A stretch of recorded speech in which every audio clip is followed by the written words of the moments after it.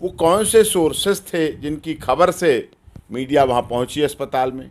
Hospital is not a place of press conference, वहाँ press conference की तो जगह नहीं है। वो कोई तो सोर्सेस थे जिनकी वजह से वहाँ पहुँच गए, और उसके साथ साथ वहाँ पहुँच गए आप दूर से विजुअल ले लेते, आप डायरेक्ट पास में आके खड़े हो रहे हैं। क्यों खड़े हो रहे हैं? क्या आपको भय ख़त्म हो गया? केवल उस समय डर था आपका कि ऐसा हो जाएगा, वैसा हो जाएगा, मेरी मौत, मेरी ज़िंदगी, ये सब खतरे का डर आपको वहीं तक थे? ऐसा नहीं था साहब, आपको सोचना पड़ेगा। जब आप इस तरह के हाई रिस्क सिक्योरिटी, आप सुप्रीम कोर्ट में तो सुरक्षा की गुहार लगा रहे हैं, साबरमती जेल में तो निकलते समय बोल रहे हैं कहीं मेरी गाड़ी ना पलट जाए, और वहाँ जाके आप अपने रिश्तेदारों जैसा व्यवहार करने लगे, तो उचित नहीं है। इस मामले से तो मीडिया को भी एक तरह से बदनामी और रिस्क ही सामने आया है। रिस्क इन द सेंस वहाँ घायल हुए मीडिया कर्मी। हमारा बहुत अच्छा मित्र था, आज तक का वहाँ कवरेज कर रहा था, उसके भी हाथ में निशान आए। तो ये घटना अपने में दिल दहलाने देने वाली घटना है। ये तो अब एक पक्ष है। दूसरा पक्ष इस घटना का ये अच्छा हो सकता है, मर्डर तो कभी अच्छा नहीं होता किसी का, चाहे अपराधी हो, चाहे इनोसेंट हो, चाहे हार्डकोर क्रिमिनल हो, कोई हो, इनकाउंटर हो। लेकिन दूसरा पहलू ये ठीक है, कानूनी रूप से अगर हम चर्चा करें उस पर, तो ये ठीक है कि अटैकर जितने थे, तीनों अटैकर थे, मौके से अरेस्ट हो गए, तीनों अटैकर गिरफ्तार हो गए, उनकी गिरफ्तारी हो गई, ये काम ठीक हुआ। तीनों अटैकर के वेपन ऑफ ऑफेंस बरामद हो गए। जो रिवॉल्वर थे, बहुत अच्छे रिवॉल्वर थे, 8-9 लाख रुपए के पर पीस के हिसाब से था, और इतने महंगे रिवॉल्वर थे, बाहर के थे, इम्पोर्टेड थे, वो बरामद हो गए। आईडी बरामद हो गई, कैमरा बरामद हो गया। वो जागरूक, वाइब्रेंट, निडर, निष्पक्ष, निर्भीक पत्रकार, आई विटनेस हैं, जिनके कैमरे विभिन्न एंगल से उस पूरे शूट आउट की पहले से ही कवरेज कर रहे थे। लाइव शूट आउट कवर किया, बात तक का किया, कैसे सरेंडर हुआ, कैसे पकड़ा गया। पहले पुलिस सीसीटीवी फुटेज से काम चलाती थी, लेकिन अब परिस्थितियां बदल गई हैं। अब वो लाइव तस्वीर, लाइव सबको मिल रहा है, और सब देख रहे हैं, सब समझ रहे हैं, और बिग ब्रेकिंग असली में बन गई जाके शूट आउट की, जिसको अतीक अहमद और सरफराज कहते रहे थे, जब से योगी जी की सरकार आई तब से कहते रहे थे। एक पहलू। दूसरा पहलू आपने सवाल किया, कुछ लोग, दूसरा पहलू, कुछ लोग ये कह रहे थे कि बहुत अच्छा काम हो गया, खुशी का काम हो गया। वो उन्होंने जय श्री राम वहाँ बोल दिया, उस पर भी बवाल हो गया। अब जय श्री राम इन अटैकर्स के तो नहीं है, जय श्री राम तो अतीक अहमद के भी हैं। जय श्री राम को तो जो माने उसके हैं। जय श्री राम तो अयोध्या में जितने पुस्तकें, धार्मिक पुस्तकें बेचते हैं, सब मुस्लिम हैं। बाबा अमरनाथ पे यात्रा करने जाने वालों के आधे से अधिक मुस्लिम हैं, उनकी हेल्प करने वाले, मदद करने वाले, उसमें भाग लेने वाले। गोली मारने के तुरंत बाद जय श्री राम के नारे लगाए जाना, ये किस ओर संकेत कर सकता है? जय श्री राम माननीय मोदी जी, बड़ी जिम्मेदारी के साथ कहता हूँ, और आदरणीय योगी जी, अतीक अहमद, या जितने लोग हैं, क्या जय श्री राम इनकी सबकी बपौती है? क्या इनके सामने जन्म लिया उन्होंने? जय श्री राम बरसों वर्ष से हमारी चली आई परंपरा का हिस्सा है, धार्मिक रीति रिवाज का हिस्सा है। जय श्री राम अयोध्या वर्षों वर्ष से चली आई है। प्रभु श्री राम की रामलीला प्रतिवर्ष हर छोटे से छोटे शहर, गांव, गली गलियारे, मोहल्ले में, और बड़े से बड़े महानगर और विदेशों में वर्षों वर्ष से होती है रामलीला। तो प्रभु श्री राम तो सबके हैं, उन्हें जो जिस भाव से देखता है। उन नारे लगाने वालों ने सुमिरन किया कि हे भगवान मेरा ये काम सफल हो जाए, वो सफल हो गए।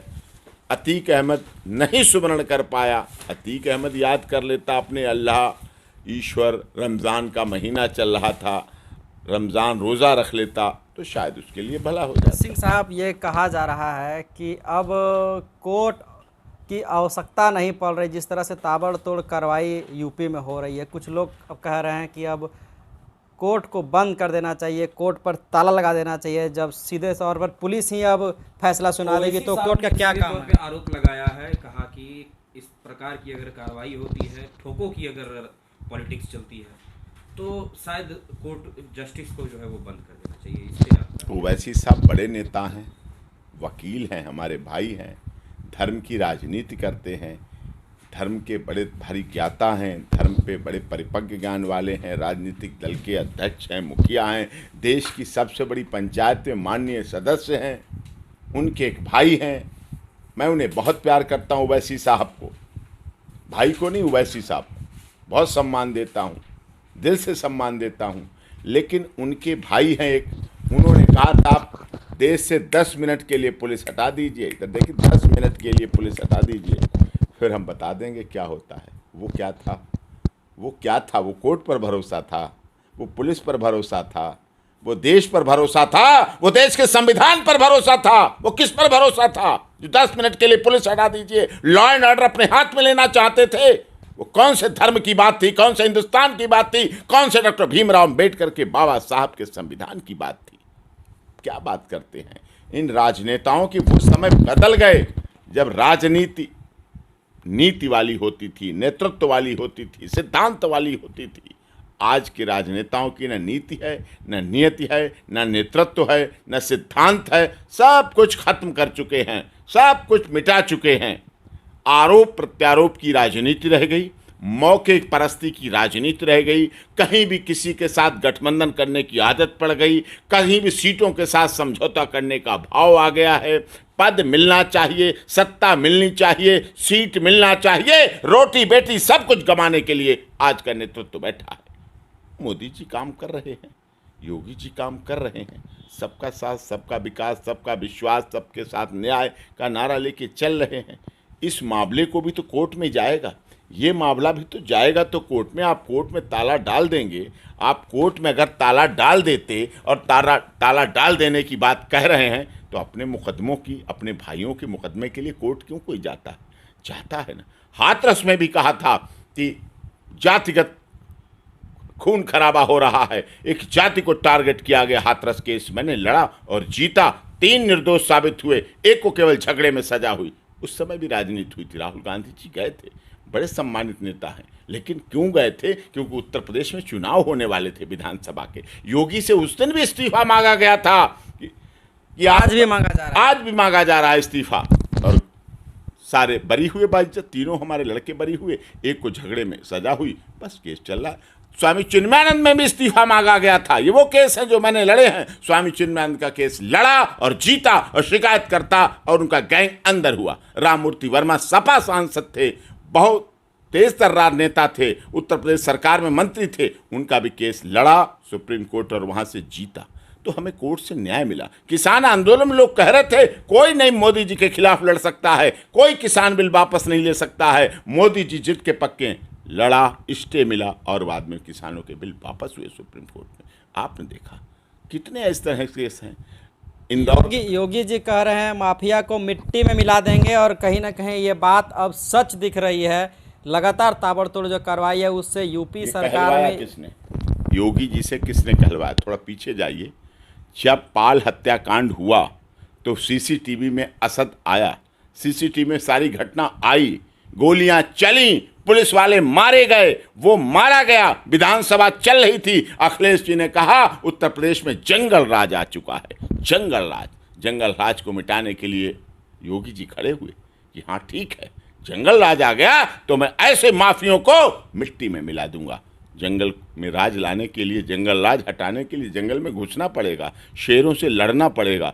ये बात अलग है कौन मरता है, कौन कटता है, कौन जीता है, कौन जिंदा रहता है। तो ये चीज़ ऐसे कहना, लॉ एंड ऑर्डर की व्यवस्था करना विपक्ष का काम नहीं है। लॉ एंड ऑर्डर की व्यवस्था करना सत्ता पक्ष के मुख्यमंत्री का काम है। वो देश में, प्रदेश में, अपने राज्य में भय का वातावरण खत्म करे, अपराधियों से लड़े। और अपराधी की कोई जाति नहीं होती, धर्म नहीं होता। सूची को वायरल करके जो विपक्ष के नेता हैं लगातार एक सूची वायरल कर रहे हैं और टारगेट करके बता रहे हैं कि यूपी में एक खास करके मुस्लिम कम्युनिटी को दबाने के लिए इस प्रकार के एनकाउंटर किए जा रहे हैं। नहीं, योगी जी का मुस्लिम से क्या मतलब? योगी जी को मुस्लिम जो लोग वोट देते हैं वो तो देते रहेंगे, वो तो मोदी जी को देते रहेंगे। जो ट्रिपल तलाक से खुश महिलाएं हैं, जो ट्रिपल तलाक का पिता खुश है कि उसकी बेटी को न्याय मिलेगा, जो ट्रिपल तलाक लाने की वजह से माता खुश है, बहन खुश है, भाई खुश है कि अब उसकी बहन को, बेटी को न्याय मिलेगा, अब उसके अधिकारों का हनन होगा, वो तो मोदी जी के लिए वोट करते रहेंगे, योगी जी के लिए वोट करते रहेंगे। योगी जी को मुस्लिम टारगेट करने का क्या मकसद, क्यों करेंगे? उनका काम है उनके प्रदेश में लॉ एंड ऑर्डर देने। क्या विधायक को मार देना, उसके साथ 2 सुरक्षा गार्डों को मार देना, उसके साथ क्या पुलिस वालों की ज़िंदगी नहीं होती है? क्या उनकी बहन बेटी नहीं होती? क्या उनकी माँ बाप नहीं होते? उनका परिवार नहीं होता? बिखरू हत्याकांड हुआ, 8 से 9 पुलिस वालों की हत्या हुई, जघन्य हत्या हुई, आपने देखी। कुछ लोग इस घटना के बाद उत्तर प्रदेश में पटाखे फोड़ रहे थे और जश्न का माहौल मना रहे थे, तो क्या इस अपराध को लेकर के जिन लोगों ने गोली चलाई वो भी अपराधी ही कहलाएंगे? और क्या श्री राम का नाम लेने से उनके अपराध कम हो जाएंगे? नहीं, श्री राम का नाम लेने से किसने कहा अपराध कम हो जाएंगे? उन्हें ट्रायल करना पड़ेगा, उन्हें गिरफ्तार होना पड़ेगा, उन्हें जेल जाना पड़ेगा, उन्हें इन्वेस्टिगेशन में भाग लेने पड़ेगा, उनका पूरा ट्रायल किया जाएगा। श्री राम अपराधों को मुक्त करने का कोई धो पाप नहीं है कि पाप धोने की जगह हो ऐसी जहां वो पाप धो देते हैं। वो जगह तो सुल्तानपुर में है जहां से पाप धो देने की जगह है, वो ऐसा नहीं है। ये उन्हें सब कुछ ट्रायल करना पड़ेगा। श्री राम का नारा लगाना अपनी भक्ति है, अपनी भाव है। कोई समझ रहा है मैंने रावण को मारा है तो जय श्री राम के नारे लगा दो, उनका उद्घोष है, उनकी अपनी भाषा है, मैं उसकी बात नहीं करता। लेकिन विषय यहाँ पर सबसे बड़ा महत्वपूर्ण है कि अपराधी की जाति, धर्म, क्षेत्र और भाषा, संप्रदाय नहीं होता है। अपराधी अपराधी होता है। अपराध से घृणा करो, अपराधी से नहीं, साफ तौर पर पता तो चलना फिर वो चाहिए। कौन लोग थे जो जश्न मना रहे थे, जो पटाखे फोड़ रहे थे? इस देश की इतनी विडंबना है, 150 करोड़ लोगों का देश है और उत्तर प्रदेश दुनिया के कम से कम 6-7वें देश जैसा बड़ा है। इतना बड़ा प्रदेश है जो 6-7वें देश के नंबर पे आते हैं, उतना तो बड़ा खुद हमारा उत्तर प्रदेश है। क्या ये सत्य नहीं है? महात्मा गांधी की हत्या जब हुई और आज भी महात्मा गांधी की हत्या करने वाले गोडसे के इस देश में समर्थक हैं, सब जानते हैं, मानते हैं। महात्मा गांधी की हत्या पर भी जश्न मनाने वाले लोग इस देश में हैं। इंदिरा गांधी की हत्या हुई, उनकी इंदिरा गांधी की हत्या पर भी जश्न मनाने वाले लोग पंजाब में खालिस्तान के नाम पे बोलते हैं। राजीव गांधी की हत्या पेरम्बदूरपुर तमिलनाडु में हुई। राजीव गांधी की हत्या करने वालों को जब तमिलनाडु सरकार ने छुड़वाया तो उनका स्वागत हो रहा है, उनको गुलदस्ते दिए जा रहे हैं। आप कैसी बात करते हैं? सरदार बेंत सिंह पंजाब के मुख्यमंत्री थे, उनकी हत्या करने वालों पर लोग जश्न मना रहे हैं। मनाया जश्न लोगों ने, ये क्या विडंबना की बात है? यहाँ तो लोगों का तरीका ही अलग है। इस देश में किसी मौत पर कभी कोई जश्न मना लेता है, कहीं कुछ हो जाता है। ये देश तो अलग तरह का साहब। भारत में रहने वाले लोग पाकिस्तान में जब क्रिकेट मैच पाकिस्तान भारत से जीतता है, रहते भारत में हैं, खाते पीते भारत में हैं, सोते भारत में हैं, भारत के संविधान की शपथ लेते हैं, रोजी रोजगार भारत में है, जिंदा भारत में है, बच्चे भारत में हैं, मकान भारत में है, बीवी भारत में है, ससुराल भारत में है, माता पिता भारत में, सब कुछ, मरना भी भारत में है। लेकिन जब पाकिस्तान जीतता है तो पाकिस्तान जिंदाबाद के नारे लगाते हैं और पटाखे छोड़ते हैं, खुशी मनाते हैं, लड्डू बांटते हैं, और भारत हारता है तो खुश होते हैं। अच्छा, अगर लोगों के लिए राष्ट्रवाद की क्या परिभाषा है? ऐसे लोगों के लिए राष्ट्रवाद की परिभाषा अलग है। ये है, फ्री में योजनाओं का लाभ उठाओ, फ्री में योजनाएं मिले उनका पूरा लाभ उठाओ और अपना जितना स्वयं का हित कर सकते हो वो करो। राष्ट्र हित, देश हित तो कुछ ही लोगों की जिम्मेदारी हो गई है, अब सबकी जिम्मेदारी नहीं रह गई है। जब खुद पे धूप होगी तो फल याद, जो छाया याद आती है, और जब दूसरों का हो तो कोई फर्क नहीं पड़ता है। चलिए, ये तो रहा। अब हम बात करते हैं, अब से आपने कहा था शुरुआती दौर पर कि कुछ साल पहले की बात याद करें तो एक वक्त था जब योगी जी सांसद हुआ करते थे और एक वीडियो उनका काफ़ी तेज़ी से वायरल भी हुआ था कि जिसमें वे रोते हुए पाए गए थे।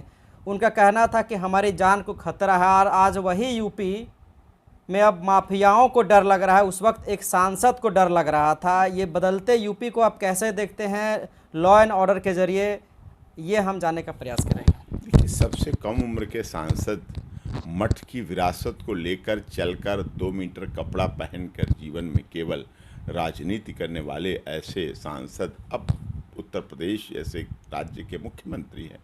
उनका रोना, उनका दहाड़ मार के अपने लोकसभा के माननीय स्पीकर को अपना दर्द बयां करना, वो दर्द था, वो दिल पर झेला गया दर्द था। आज भय, उस समय भय सांसद में होता था, उस समय भय विधायकों में होता था, उस समय की तत्कालीन मुख्यमंत्री मायावती जी को गेस्ट हाउस कांड में होता था। जब गेस्ट हाउस कांड हुआ तो उस समय की तत्कालीन मुख्यमंत्री बहन मायावती को, सुश्री मायावती को, कुमारी मायावती को अपने जीवन की सुरक्षा में लगाया। सोचिए आप, कितना बड़ा प्रकरण था, उनके साथ ऐसा हुआ, वो मुख्यमंत्री बनी। उन्होंने भी लॉ एंड ऑर्डर मेंटेन करने के लिए बहुत बड़े बड़े काम उठाए। आज योगी जी कर रहे हैं।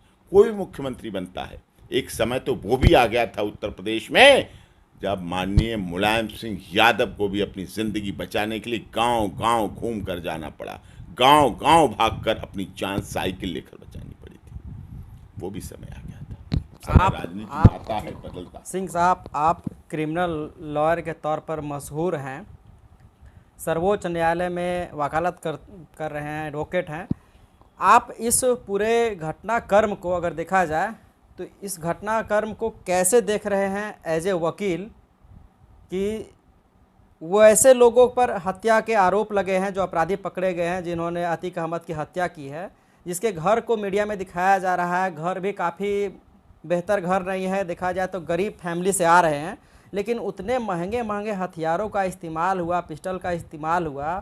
तो ये तमाम चीज़ें एक और इशारा कर रही है कि इसके पीछे भी कोई बड़े हाथ हैं। क्या अतीक अहमद कुछ नए राज उगलने की तैयारी में था, जिसको लेकर के बड़े नाम आने का खुलासा ना हो, जिस तरह से ये कार्रवाई की गई?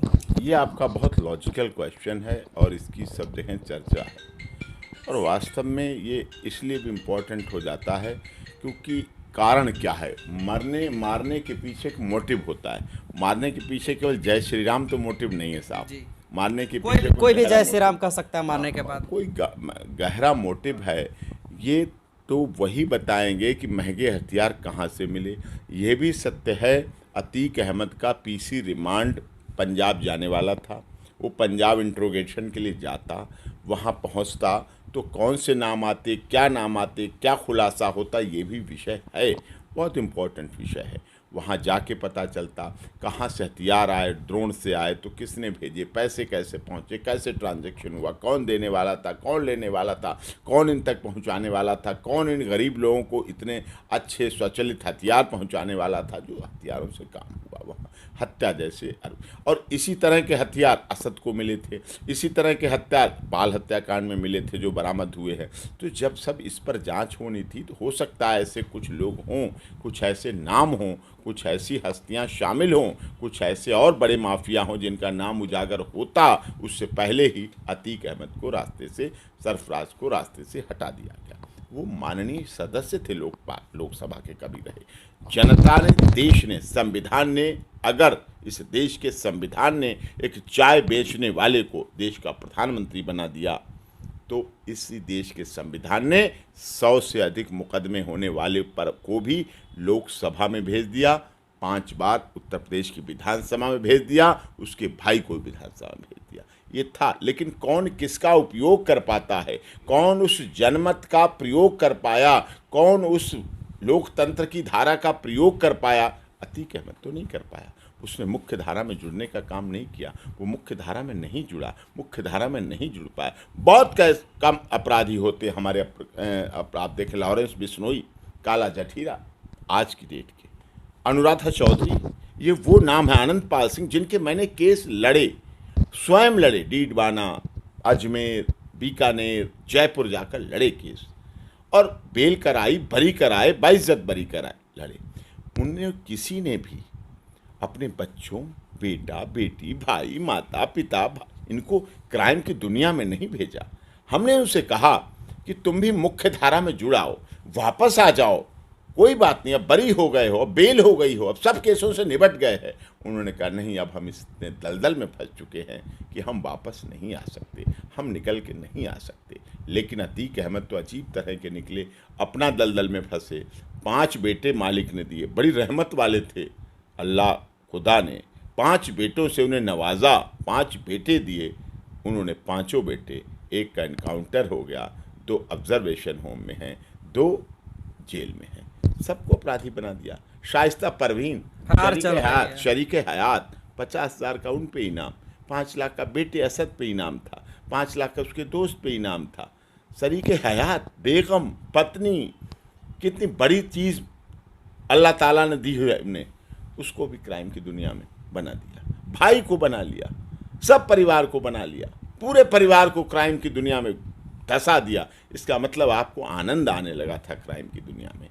ये बात ओवैसी साहब को भी सोचनी चाहिए थी ना। सिंह साहब, कहा जाता है कि अतीक अहमद एक टांगे वाला का बेटा था। लगा कई जगहों पर अगर बात किया जाए तो कई कोर्ट में जज को भी उनसे खौफ लगता था। 10 जजेस, मैं बता रहा हूँ आपको, 10 माननीय न्यायाधीशों ने अतीक अहमद के केस को हियरिंग करने से मना कर दिया, हियरिंग नहीं की केस की। ऐसा सोचिए कितना बड़े नाम हो गया था, आतंक के पर्याय का नाम हो गया था। जुडिशरी को ऐसा नहीं करना चाहिए। देश की न्यायपालिका मजबूत है, ज्वलंत है, वाइब्रेंट है, मूक दर्शक नहीं है। उसके पास आदेश है, उसके पास ताकत है, उसके पास संवैधानिक ताकत है। उनको इसको करने के लिए, ऐसे करने के लिए मजबूर होना पड़ा कि मजबूरी में हम सुन रहे हैं, हम परेशान हैं, हम दुखी, हम नहीं सुनना चाहते अतीक अहमद का। इससे और हौसले बढ़ते हैं अपराधियों के। आपने देखा डेरा सच्चा सौदा, मैंने केस लड़ा, जहाँ सुनवाई हुई वहाँ सुनवाई हुई, सब जज ने सुना, जो फैसला दिया। संत आशाराम बापू को जो फैसला करते हैं, कठोर से कठोर फैसला करते हैं, लेकिन न्यायाधीश सुनते हैं। संत रामपाल दास जी के कितने केस थे, कितने बरी कराए केस मैंने स्वयं, हरियाणा के बरबाला कांड के बाद से, लेकिन न्यायाधीशों ने सुने। कभी ऐसा नहीं कहा, कभी ऐसा नहीं माहौल बना कि हम केस नहीं सुनेंगे, हम इन केसों को नहीं सुनेंगे। इंदौर में कंप्यूटर बाबा के कितने केस सरकार ने लगा दिए, लेकिन न्यायाधीशों ने सुने और बेल हुई, हमें न्याय मिला, हमने केस लड़े और न्याय मिला। दिल्ली में कितने मंत्रियों के, आम आदमी पार्टी के विधायक और मंत्रियों के केस हुए, लेकिन सभी माननीय न्यायाधीशों ने लड़े दिल्ली में, और हमने लड़े और उन्होंने फैसले किए, जो भी किए, this way that way, bail dismiss हो, बेल हो, जमानत हो, बरी हो, कन्विक्शन हो, अलग इशू है। लेकिन लड़ने से, हियरिंग से मना करना, उसमें रहने से मना करना, ये तो उचित नहीं है। हम लोग भी लड़ते हैं। तो ऐसा तो नहीं है कि जिस तरह से खौफ का माहौल था, आज उसका मिट्टी में मिल जाने के बाद कहीं ना कहीं आज एक जश्न के तौर पर लोगों में देखा जा रहा है, चाहे वह सोशल मीडिया हो या ज़मीनी स्तर से हो। ये भी हो सकता है। लोग देखो, लोगों में भय जब हटता है, जब समाज भय मुक्त होता है, जब एक आम आदमी को लगता है उसकी बेटी सुरक्षित है, अब उसकी बहन सुरक्षित है, उसकी पत्नी सुरक्षित है, उसकी माँ सुरक्षित है, उसकी महिलाएं सुरक्षित हैं, वो सुरक्षित है, उसका घर सुरक्षित है, उसका मकान सुरक्षित है, उसका पैसा सुरक्षित है, उसकी फैक्ट्री सुरक्षित है, उसका बांध सुरक्षित है, उसके पास पड़ोस में सुरक्षा है, उसके बच्चे सुरक्षित हैं, उसके बच्चे स्कूल में सुरक्षित हैं। जब उसे लगता है कि मेरे भय का वातावरण खत्म हो गया और अपराधी में भय आ गया, तो चैन की सांस तो लेता ही है, सुख की सांस तो लेता ही है। हर कोई बात है, हर एक की बात है, उसको सोचना चाहिए, उसको इसमें करने में कोई ऐसी गुनाह नहीं है। अगर उसे लगता है योगी राज में हम सुखी हैं, अगर उसे लगता है योगी राज में अपराधी अपने पे तख्ती डाल के और सरेंडर हो रहे हैं जाके थानों में, जिनकी बेल भी हो चुकी है, वो फिर से अपनी बेल कैंसिल करा के थाने में जा रहे हैं, जेल में रहना चाह रहे हैं, वो बाहर नहीं रहना चाहते, इसका मतलब डर तो हुआ ना, भय तो व्याप्त हुआ अपराधियों में। और अपराधियों में भय व्याप्त कौन नहीं चाहता, चाहते सब कोई, अखिलेश जी भी चाहते हैं। हो सकता है अखिलेश जी ने इसीलिए योगी जी पर सारा काम छोड़ दिया हो कि साहब आप संभाल लेंगे, आपके तो आगे नात न पीछे पगई है, आप तो स्वच्छंद विचारधारा के बोल्ड आदमी हैं। उनके तो अखिलेश जी के बाल बच्चे भी हैं, परिवार भी है, रिश्ता है, नाता है, खानदान है, परिवारवाद का आरोप लगता है, पीढ़ी दर पीढ़ी राजनीति चली आई है। योगी जी तो पीढ़ी दर पीढ़ी राजनीति वाले हैं नहीं, उनको तो राजनीति विरासत में नहीं मिली, राजनीति उनकी बपौती नहीं है। भारतीय जनता पार्टी के नारा रहा भय भूख भ्रष्टाचार मिटाएंगे, वो भय मिटाने में लगे। हो सकता है अखिलेश जी भी चाहते हों कि इतने बड़े बड़े काम योगी जी ही कर रहे हैं, इसलिए उनके जिम्मे में डाल दिए हों, क्योंकि मिलते तो सब लोग आपस में हैं, सब लोग आपस में बात करते हैं। योगी जी भी जाते हैं, मुलायम सिंह जी यादव को पद्मश्री दिलाया और जाते हैं, मिलते हैं, उनके बीमारी में, स्वास्थ्य हालचाल, पारिवारिक कार्यक्रमों में जाते हैं। मोदी जी भी। मतलब आप इस ओर संकेत करना चाहते हैं कि विपक्ष और सत्ता पक्ष की मिलीभगत से इस प्रकार से माफियाओं को उत्तर प्रदेश से खदेड़ा जा रहा है? क्या ये सत्य नहीं है? अखिलेश यादव ने दिल्ली उत्तर प्रदेश की विधानसभा में बड़े ज़ोरदार शब्दों में कहा था कि अपराधी बेखौफ हो गए हैं, सड़क पर मार रहे हैं, सीसीटीवी कैमरे में आ रहे हैं उनकी मर्डर की, और पुलिस वाले मारे जा रहे हैं, ये सब मारे। कहा था ना, कहा किस लिए था? कहा तो इसीलिए था कि मुख्यमंत्री संज्ञान लें, टाइट करें, योगी जी संज्ञान लें, योगी जी उस पर कार्रवाई करें, योगी जी उस पर एक्शन लें। योगी जी ने एक्शन लिया, योगी जी ने कार्रवाई की, योगी जी ने बात की उस पर और कार्रवाई हुई। और इसी बात को मैं नहीं, अतीक अहमद भी कह रहा था कि मुख्यमंत्री ने योगी जी को भड़का दिया, योगी जी भड़क गए अब हमारे खिलाफ, भड़का दिया। तो क्या पता, बयान है मिट्टी में माफियाओं को मिला दिया जाएगा, आगे भी ये मिट्टी में तो सब मिलने हैं, मिट्टी में तो सबको मिलना है, इसको भी तोड़ कर देखा जा रहा है। तोड़ के देखते रहो, मिट्टी में तो सबको जाना है। जिसने जन्म लिया है उसकी मृत्यु होगी, मिट्टी में तो सब जाएंगे, जो जन्मा है वो मरना होगा उसका, इसमें कोई बड़ी बात एक नहीं। अंतिम सवाल, पुलिस और मीडिया के सामने अपराधियों ने ये शूट आउट किया, तो क्या पुलिस के ऊपर सवाल या निशान खड़े नहीं हो रहे हैं? उनके पुलिस के पास सवाल उठ रहे, कौन कह रहा पुलिस को क्लीन चिट मिल गई? किसने कहा पुलिस को क्लीन चिट दे दी गई? अभी ह्यूमन राइट कमीशन में जांच होगी, state human right commission, national human right commission में केस चलेगा। Honourable supreme court of India की गाइडलाइन है एनकाउंटर पर, उनके आधार पर पोस्टमार्टम की सीसीटीवी रिकॉर्डिंग होगी, पोस्टमार्टम पैनल डॉक्टर करेंगे, सब चीज़ों की जांच होगी, सब चीज़ों के जो गवाह हैं उनके 164 के स्टेटमेंट रिकॉर्ड होंगे। सारा जो गाइडलाइंस है honourable supreme court of India की पुलिस एनकाउंटर में, वो चीज़ 24 घंटे के अंदर जांच इधर आ जाएगी, नेशनल ह्यूमन राइट कमीशन में भेजी जाएगी, रिपोर्ट भेजी जाएगी एसपी के द्वारा, सब जगह एक्शन लिया जाएगा। ऑनरेबल सुप्रीम कोर्ट भी जागरूक है, इलाहाबाद हाई कोर्ट भी जागरूक है, सजग हैं। प्रयागराज में घटना हुई, इलाहाबाद की देश की सबसे बड़ी पुरानी हाई कोर्ट है, वहाँ घटना हुई। आप क्या समझते हैं सब सो रहे हैं? आप ही जग रहे हैं, केवल आपका चैनल ही जग रहा है। अरे आप बुद्धिजीवी हैं, आपका चैनल उत्तर भारत में बहुत देखा जाता है, आपके चैनल के दर्शक बहुत हैं, आप बौद्धिक चर्चा करते हैं, ग्राउंड जीरो पर जाकर रिपोर्टिंग करते हैं, खबरों की तह तक जाते हैं, खबरों को अर्थ निकालते हैं, सत्यता को कवर करते हैं, सत्यता को ढूंढते हैं, जाते हैं, तभी खबर को प्रसारित करते हैं। तो जो काम आप कर रहे हैं इसी तरह और लोग भी कर रहे हैं, अदालत भी कर रहे हैं, न्यायालय भी कर रहे हैं, पत्रकार भी कर रहे हैं, पुलिस भी कर रहे हैं। क्या इस घटना की कुछ छींटे योगी आदित्यनाथ पे पड़ी? नहीं, योगी आदित्यनाथ पर छींटे उस समय किसी ने आंसू पोंछे थे जब वो सदन में रो रहे थे। राजू पाल के परिवार बिखरू कांड में हुई पुलिस वालों की मौत के आंसू किसी ने पूछे थे? छींटे तब आएंगे जब आंसू पोंछ दिए जाएंगे, जब उनके आंसू पोंछ जाएंगे तब छींटों की बात की जाएगी। तो अगर देखा जाए तो आपके अनुसार से योगी आदित्यनाथ की सरकार जो जिस तरह से कार्रवाई कर रही है वो सही कर रही है? मैं क्या उनकी पार्टी का मुखिया हूँ? मैं वेरीफाइड हूँ, मैं उत्तर प्रदेश का गवर्नर हूँ, देश का महामहिम राष्ट्रपति हूँ, मैं देश का प्रधानमंत्री हूँ? मैं तो नहीं हूँ। मैं ये बात लोग कह रहे हैं, लोगों ने जश्न मनाया, ओवैसी जी ने विरोध किया, कुछ लोगों ने इस एनकाउंटर को, लाइव शूट आउट को धर्म के साथ जोड़ा, कोई धर्म से जोड़ता है, वहीं उसी धर्म के लोग कह रहे हैं कि नहीं ठीक हुआ, नहीं इन्होंने तो मुस्लिम समाज को भी नहीं छोड़ा। वो लोग कह रहे हैं, दोनों पक्ष हैं इस देश में। मैंने कितनी बड़ा आपको उदाहरण दिया कि महात्मा गांधी की मौत पर भी जश्न लोग मनाते हैं, इंदिरा गांधी, राजीव गांधी की हत्या पर भी जश्न मना लेते हैं लोग, उनकी मौत को भी सेलिब्रेट करते हैं। तो कुछ लोग दुनिया में ऐसे हैं, उनका डीएनए ऐसा है, वो जो किसी की मौत पर भी सेलिब्रेट कर लेते हैं, लेकिन वो देश हित में नहीं है, वो राष्ट्र हित में नहीं है, वो भारत माता के सपूत नहीं।